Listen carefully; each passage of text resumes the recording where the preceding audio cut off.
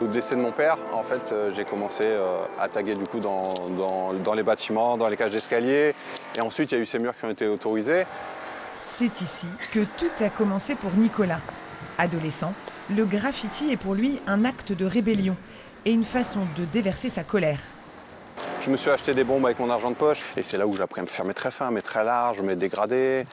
On faisait des bulles, comme là je vois, il y a des gamins, ils ont fait des bulles. Et on s'amusait à faire ça, on ne savait pas trop quoi faire. Et puis en fait, tout a commencé comme ça dans mon quartier.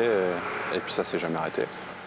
Sa passion, Nicolas alias Virus, la partage régulièrement à travers des ateliers destinés aux plus jeunes, comme ici dans l'école de son enfance, au cœur du quartier du Beaumarais.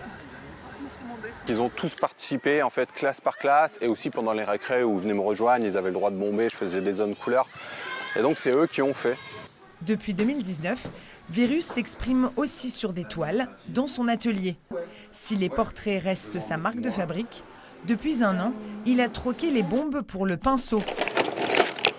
Influencé par Louise, artiste graffeuse avec qui il partage sa vie et son travail.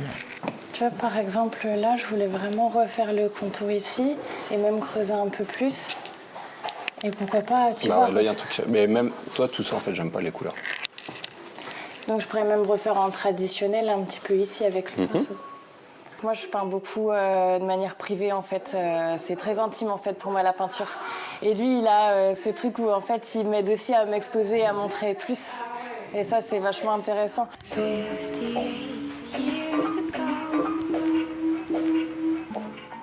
Propager son art sur des toiles ou sur des murs, en petit ou en grand format, c'est ce que l'artiste veut insuffler.